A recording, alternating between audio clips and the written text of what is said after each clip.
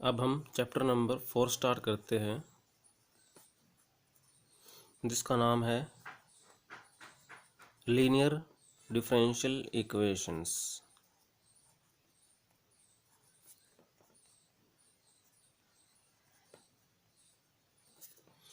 With constant coefficients. देखिए, सबसे पहले हमें जानना जरूरी है कि लीनियर डिफरेंशियल इक्वेशन कौन सी होती हैं।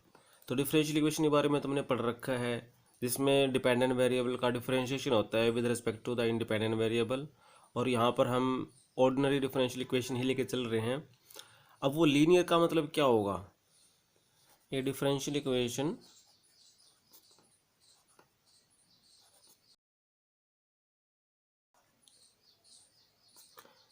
इन विच, यानी वो डिफरेंशियल इक्वेशन जिसमें द डिपेंडेंट वेरिएबल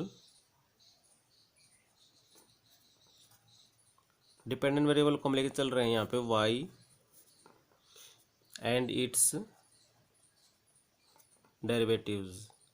और डेरिवेटिव्स हम कौन से लेंगे? इसके विद रिस्पेक्ट टू x लेंगे तो कौन से होंगे? D y by d x, या फिर d two y by d x square, या फिर d three y by d x cube and so on. तो जैसे ये डेरिवेटिव्स हैं या फिर जो y हैं, occur only in the first degree, यानी इन सब की पावर 1 होनी चाहिए और ये आपस में गुणा भी नहीं होनी चाहिए। And are not multiplied together is called linear differential equation. तो हम क्या समझे? एक डिफरेंशियल इक्वेशन जिसमें डिपेंडेंट वेरिएबल y है और उसके डेरिवेटिव्स हैं, सबकी पावर 1 होनी चाहिए और ये आपस में y या फिर ये डेरिवेटिव्स आपस में गुणा भी नहीं होने चाहिए। तब हम इस डिफरेंशियल इक्वेशन को क्या कहेंगे? लीनियर डिफरेंशियल इक्वेशन कहेंगे। दैट इज, तो ये किस फॉर्म का बनेगा? जैसे हमने लिखा p not d n y by d x raise to power N, plus में लिखा P1 d n minus one y by d x raise to power N minus one, plus P2 d raise to power N minus two y by d x raise to power N minus two and so on. Last में बच गया सिर्फ Pn और y और equal to x। इसमें देखिए जो y है उसके डेरिवेटिव्स हैं, सभी की पावर आप देखिए 1 है। अब ये देखो P0 P1 P2 ये Pn ये क्या होंगे? ये सिर्फ आपके पास x के फंक्शंस हो सकते हैं या फिर ये कॉन्स्टेंट्स हो सकते हैं। Where P0 P1 P2 and Pn are functions of x या फिर कांस्टेंट। तो देखिए P0 P1 P2 Pn और ये x सारे सारे जस्ट क्या होंगे? x के फंक्शंस हो सकते हैं या फिर कांस्टेंट हो सकते हैं। तब जाकर के हम इसको क्या कहेंगे? Linear differential equation. अब लेकिन जो चैप्टर का नाम है उसमें हमें क्या बता रखा है? Linear differential equation with constant coefficients. कि अगर ये जो कोएफिशिएंट है हमारे पास P0 P1 P2, अगर ये जस्ट कांस्टेंट रह जाएं, यानी कि ये x के फंक्शंस ना हो, तो हम क्या पढ़ेंगे इसको? Linear differential equation with constant coefficients. Moreover, if P0 P1 P2 Pn ये जो कोफिशिएंट्स हैं आर कांस्टेंट ओनली, अगर ये जस्ट कांस्टेंट्स है यानी एक्स के फंक्शंस नहीं है, तो हम क्या कहेंगे? देन द डिफरेंशियल इक्वेशन 1, इसको 1 मान लेते हैं, is called linear differential equation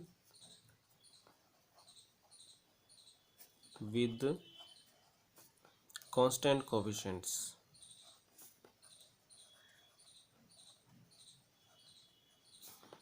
of nth order। तो ये nth ऑर्डर का लीनियर डिफरेंशियल इक्वेशन बन जाएगी विद कांस्टेंट कोफिशिएंट्स। अगर ये जस्ट कांस्टेंट्स हैं तो ये एक्स का फंक्शन हो सकता है। अब हम इंट्रोड्यूस करते हैं डिफरेंशियल ऑपरेटर को।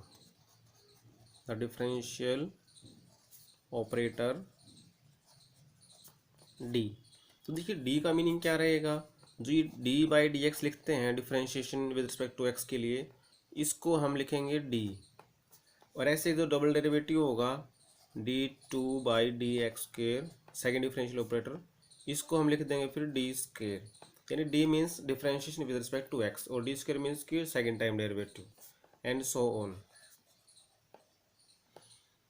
तो अगर आप देखिए जो डिफरेंशियल इक्वेशन 1 है, तो हम इसको अगर डिफरेंशियल ऑपरेटर डी की फॉर्म में लिखना चाहें तो क्या लिखेंगे, तो therefore 1 can be written as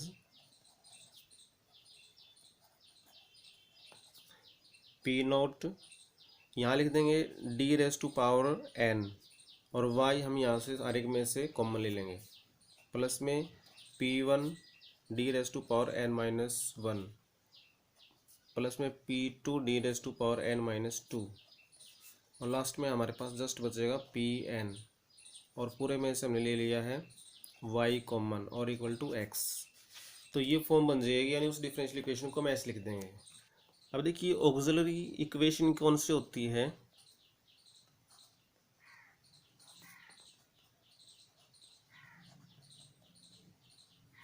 इसको हम शॉर्ट फॉर्म में ए ई लिख देते हैं।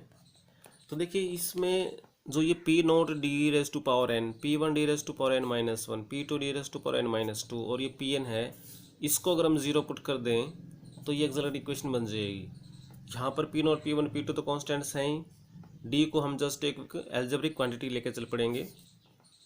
तो P not D raise to power N plus P one D raise to power N minus one plus P two D raise to power N minus two, last में P N equal to zero is called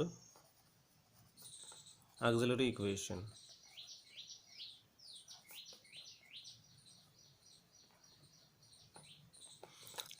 अब इसको solve करेंगे तो हमारे पास D की values आएंगी, N degree है तो देखिए एन वैल्यूज़ आएंगी डी की, तो उनको हम कहेंगे रूट्स।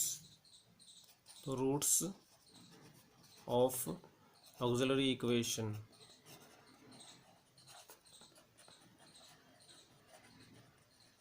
नंबर 2। तो वो कैसे हो सकते हैं, इसको सोल्व करेंगे तो रूट्स आएंगे हमारे पास इसकी इक्वेशन के, तो वो हमारे पास हो सकते हैं रियल एंड डिफरेंट।